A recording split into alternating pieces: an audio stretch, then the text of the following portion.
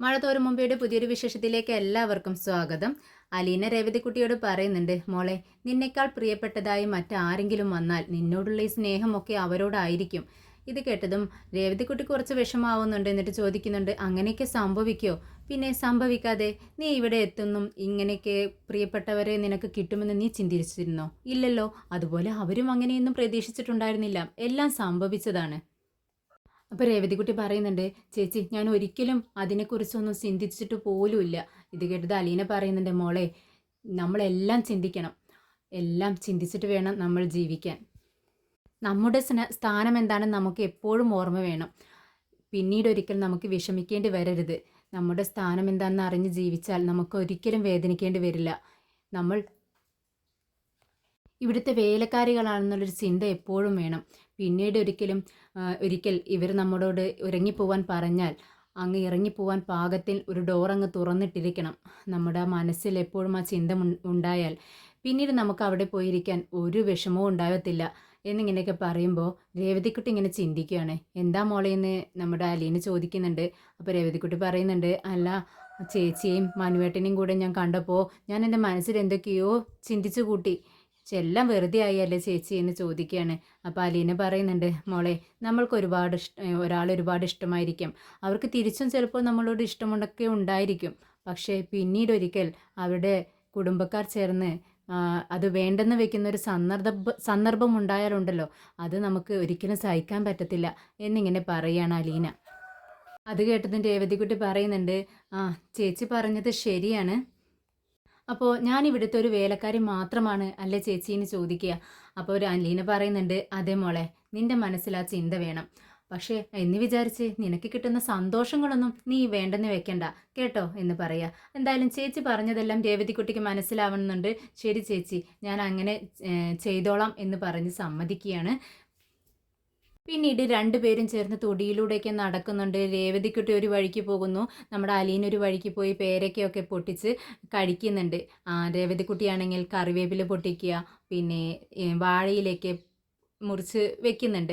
അതിനിടയിൽ ചേച്ചി ചേച്ചി എവിടെയാന്നൊക്കെ വിളിച്ച് ചോദിക്കുന്നുണ്ട്. അലീന ഞാൻ ഇവിടെ ഉണ്ട് മോളെ എന്നിങ്ങനെ വിളിച്ച് പറയുന്നുണ്ട്. പെട്ടെന്നാണ് അലീന ഒരാളെ കാണുന്നത്, വാഴയുടെ മറവിലായിട്ട്. അദ്ദേഹം ഒരു വെട്ടുകത്തിയൊക്കെ പിടിച്ച് നിൽക്കുകയാണ്. കയ്യിലൊരു വാഴക്കൊലയുണ്ട്. പെട്ടെന്ന് അലീന അയാളെ കണ്ടപ്പോൾ പേടിച്ചു പോവുകയാണ്. അയാളാണെങ്കിൽ അലീനയെ കണ്ടതും വാഴക്കുലയും അവിടെ ഇട്ടുകൊണ്ട് ഓടി രക്ഷപ്പെടുവാണ്. മോളെ, രേവതിക്കുട്ടി ഇങ്ങോട്ട് ഓടി വാ എന്നിങ്ങനെ വിളിച്ച് പറയുന്നുണ്ട്. പേടിയോടെയുള്ള അലീനയുടെ സൗണ്ട് കേട്ടപ്പോൾ രേവതിക്കുട്ടി ഓടി വരുന്നുണ്ട്. എന്താ ചേച്ചി, എന്ത് പറ്റിയെന്ന് ചോദിക്കുക. മോളെ, ഒരാൾ അങ്ങോട്ടേക്ക് ഓടി, കണ്ടോ, ഈ വാഴക്കുല അയാൾ വെട്ടിവെച്ചതാ. ഇവിടെ കള്ളന്മാരൊക്കെ ഉണ്ടോ എന്ന് ചോദിക്കുകയാണ്. അപ്പോൾ നമ്മുടെ രേവതിക്കുട്ടി പറയുന്നുണ്ട്, ഉണ്ട് ചേച്ചി, വെറും എല്ലായിടത്തും കള്ളന്മാരാ. ഇവിടുത്തെ എന്തൊക്കെ സാധനങ്ങളാണ് മോഷണം പോകുന്നതെന്ന് അറിയോ? തേങ്ങ, മാങ്ങ, ചക്ക, ഇങ്ങനെയുള്ള എല്ലാ സാധനങ്ങളും കള്ളന്മാർ കൊണ്ടുപോകും. ഞങ്ങളൊന്നും അറിയത്തില്ല ചേച്ചി. അപ്പോൾ രേവതിക്കുട്ടി പറയുന്നുണ്ട്, അലീന പറയുന്നുണ്ട്, മോള് തനിച്ചൊന്നും ഇങ്ങോട്ടേക്ക് വരരുത് കേട്ടോ. കള്ളന്മാരെന്ന് പറഞ്ഞാൽ അവരെങ്ങനെയുള്ള സ്വഭാവക്കാരാണെന്നും പറയാൻ പറ്റത്തില്ല. എൻ്റെ മോള് ആരുമില്ലാത്ത സമയത്ത് പുറത്തേക്ക് ഇറങ്ങരുത് കേട്ടോ എന്ന് പറയുകയാണ്. അപ്പം രേവതിക്കുട്ടിയും പറയുന്നുണ്ട്, ഇല്ല ചേച്ചി, ഞാൻ ഒറ്റയ്ക്ക് വരാറില്ല. ജോസൂട്ടിയും പിന്നെ നമ്മുടെ ആൻറ്റിയും ഉള്ളപ്പോൾ മാത്രമാണ് ഞങ്ങൾ 3 പേരാണ് തേങ്ങയൊക്കെ പെറുക്കാൻ വേണ്ടി വരുന്നത്. ഞങ്ങൾ അങ്ങനെ ശ്രദ്ധിച്ചിട്ടേ വരത്തുള്ളൂ എന്നൊക്കെ പറയുന്നുണ്ട്. പെട്ടെന്ന് അലീന പറയുന്നുണ്ട്, എന്തായാലും ഈ വാഴക്കൊല അങ്ങനെ കള്ളന്മാർ കൊണ്ട് ഭക്ഷിക്കണ്ട എന്നും പറഞ്ഞുകൊണ്ട് അവൾ അത് എടുത്തുകൊണ്ട് അങ്ങ് അകത്തേക്ക് കൊണ്ടുവയ്ക്കുകയാണ്. അതിനിടയിൽ അലീന രേവതിയോട് പറയുന്നുണ്ട്, മോളെ, പെട്ടെന്ന് റെഡിയായി നമുക്ക് പോകണ്ടേ, കൊല്ലത്ത് പോയി വന്നിട്ട് വേണം ചിന്നുമോളെ കണ്ട് വന്നിട്ട് വേണം എനിക്ക് പാലായിലേക്ക് പോവാൻ.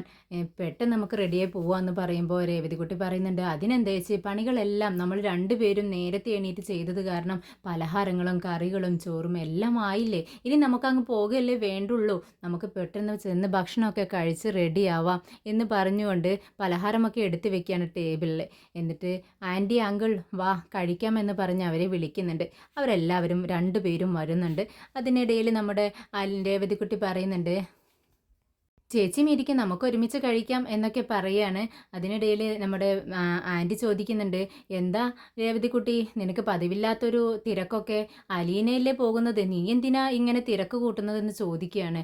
അത് കേട്ടതും അലീനയും രേവതിക്കുട്ടിയും കൂടി പരസ്പരം ഇങ്ങനെ നോക്കുകയാണ്. അത് അത് പിന്നെ ആൻറ്റീന്ന് ഇങ്ങനെ പറഞ്ഞുകൊണ്ടിരിക്കുകയാണ് രേവതിക്കുട്ടിക്ക്. രേവതിക്കുട്ടി കാര്യം ചോദിക്കണമെന്നുണ്ട്, പക്ഷേ എന്തോ ഒരു മടി. എന്നാലും രേവതിക്കുട്ടി പറയുന്നുണ്ട്, അല്ല ചേച്ചി പോകുന്ന സമയത്ത് നമ്മുടെ ചിന്നുമോളെ കാണാൻ ഞാനും കൂടെ പോകട്ടെ എന്ന് ചോദിക്കുക. ഉടനെ തന്നെ നമ്മുടെ മാമച്ചായം പറയുന്നുണ്ട്, വേണ്ട നീ എങ്ങോട്ടും പോകണ്ടെന്ന് ഒറ്റയടിക്ക് അങ്ങ് പറയാണ്. ഇത് കേട്ടതും നമ്മുടെ രേവതിക്കുട്ടിക്ക് വിഷമാവുന്നുണ്ട്. അവൾ പറയുന്നുണ്ട്, അലീന ചേച്ചി പൊക്കോ, പോയിട്ട് വാ, പോയി വന്നിട്ട് ചിന്നുമോളുടെ വിശേഷങ്ങളൊക്കെ എന്നോട് പറഞ്ഞു തന്നാൽ മതി, ഞാൻ പിന്നീട് ഒരിക്കൽ പൊക്കോളാം. ചേച്ചിക്ക് എന്തായാലും പാലായിലേക്ക് തിരിച്ചു പോകേണ്ടതല്ലേ എന്നൊക്കെ ഇങ്ങനെ ചെറപറാവ സംസാരിച്ചുകൊണ്ട് പലഹാരം എടുത്തു കൊടുക്കുന്നു, കറികൾ ഒഴിച്ചു കൊടുക്കുന്നു, ഇതൊക്കെ ചെയ്യുന്നുണ്ട്. പെട്ടെന്ന് ഗ്രേസ്യ അല്ല നമ്മുടെ ആ മാമച്ചായൻ പറയുന്നുണ്ട്, അലീനെ നിന്റെ അഭിപ്രായം എന്താ, നീ പറയുന്നത് പോലെ അങ്ങ് ചെയ്യാം എന്ന് കേട്ടതും രേവതിക്കുട്ടിക്ക് സന്തോഷമാവുകയാണ്. രേവതിക്കുട്ടി പറയുന്നുണ്ട്, ഇന്ന ചേച്ചിക്ക് 100 വട്ടം സമ്മതാ. അപ്പോൾ രാമച്ചായൻ പറയും, അത് നീയാണോ തീരുമാനിക്കുന്നത്, ഞാൻ അവളോടല്ലേ ചോദിച്ചതെന്ന് പറയാണ്. അങ്ങനെ നമ്മുടെ ഗ്രേസി ചിരിക്കുന്നുണ്ട്.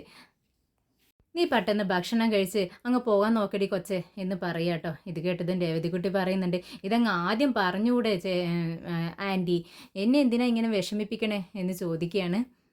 പിന്നീട് നമ്മുടെ വൈജയന്തിയുടെ വീട്ടിലാണ് കാണിക്കുന്നത്. വൈജയന്തി ആണെങ്കിൽ നമ്മുടെ അലീന ഇല്ലാത്തത് കൊണ്ട് കിച്ചണിൽ കിടന്ന് അങ്ങ് വരകുവാണ്.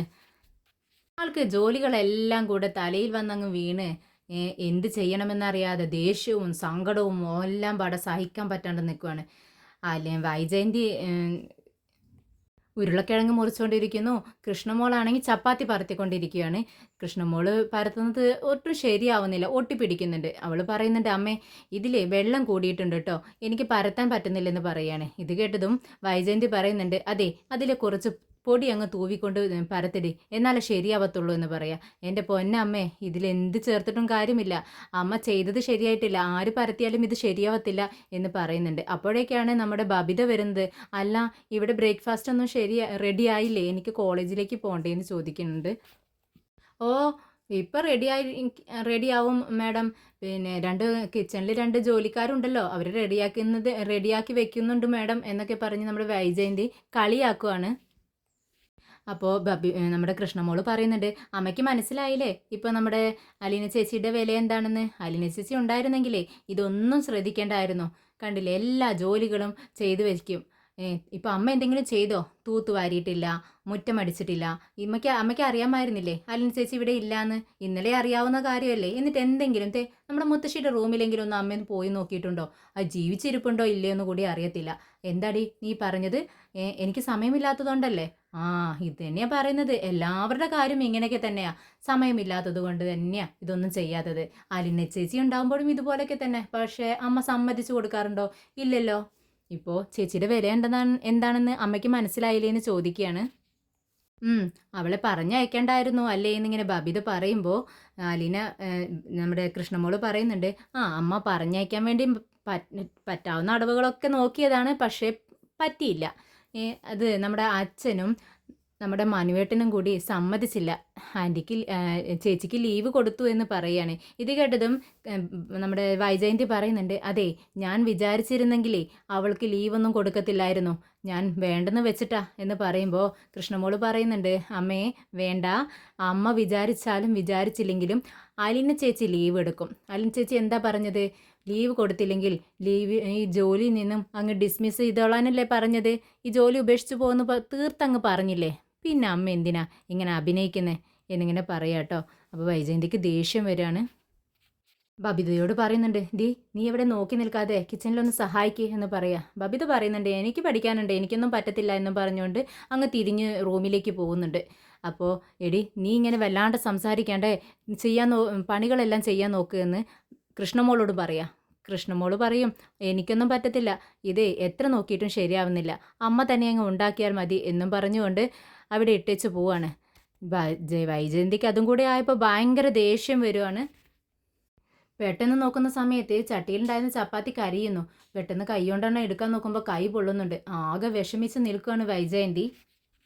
പിന്നീട് അലീന പോകാനായി ഡ്രസ്സൊക്കെ മാറ്റി, മോളെ രേവതിക്കുട്ടി പെട്ടെന്നിങ്ങ് വാ, എനിക്ക് കൊല്ലത്ത് പോയി വന്നിട്ട് വേണം പാലായിലേക്ക് പോവാൻ. നീ എന്താ റെഡി ആയില്ലേ എന്നൊക്കെ വിളിച്ച് ചോദിക്കുന്നുണ്ട്. റെഡി ആയി ചേച്ചി, ഇതാ പോവാം, എൻ്റെ എല്ലാം കഴിഞ്ഞു, ഞാൻ ബാഗ് എടുക്കണോ ചേച്ചി എന്ന് ചോദിക്കുകയാണ്. നീ ബാഗൊന്നും എടുക്കണ്ട, ഞാൻ എടുത്തിട്ടുണ്ടല്ലോ, കുഴപ്പമില്ല, ഒരാളെടുത്താൽ മതി എന്ന് പറയാണ്. ഞാൻ സുന്ദരിക്കുട്ടി ആയോ എന്ന് ചോദിക്കുമ്പോൾ പിന്നെന്താ, നീ അല്ലെങ്കിലും സുന്ദരിയല്ലേ എന്ന് ചോദിക്കുക. എന്നാലും ഞാൻ അലീന ചേച്ചിയുടെ അത്രയൊന്നും സുന്ദരിയല്ല എന്ന് എനിക്കറിയാമെന്ന് രേവതിക്കുട്ടിയും പറയുന്നുണ്ട്.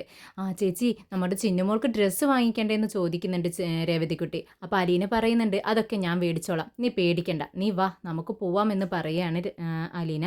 അപ്പോൾ രേവതിക്കുട്ടി പറയുന്നുണ്ട്, അല്ല ചേച്ചി, നമ്മുടെ കൂടെ ആൻറ്റി മകളും കൂടെ വന്നിരുന്നെങ്കിൽ എന്ത് രസമായനേലേ, നമുക്ക് കാറിലും പോവായിരുന്നു എന്ന് പറയാണ്. അപ്പോൾ അലീന പറയുന്നുണ്ട്, അങ്ങനെയൊന്നും നമ്മൾ മോഹിക്കാൻ പാടില്ല, ഇപ്പോൾ അവർ തരുന്ന ഈ ഔദാര്യങ്ങളൊക്കെ ഉണ്ടല്ലോ, അത് തന്നെ നിൻ്റെ ഭാഗ്യമാണ്, അങ്ങനെ വേണം നീ ചിന്തിക്കാൻ.